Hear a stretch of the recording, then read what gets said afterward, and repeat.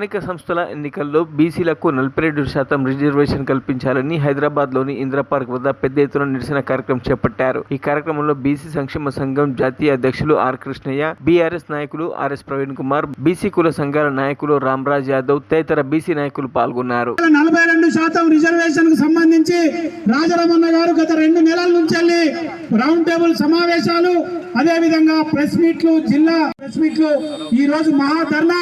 మొన్న ప్రభుత్వాలు ఇవ్వవు. ఇవాళ ఏ ప్రభుత్వాలైనా ఇవాళ 42% రిజర్వేషన్ కు సంబంధించి రాజరమణ గారు గత 2 నెలల నుంచి రౌండ్ టేబుల్ సమావేశాలు, అదే విధంగా ప్రెస్ మీట్లు, జిల్లా ప్రెస్ మీట్లు, ఈ రోజు మహాధర్నా. మొన్న మరిన్ని అప్డేట్స్ కోసం మా ఛానల్ ని సబ్స్క్రైబ్ చేయండి.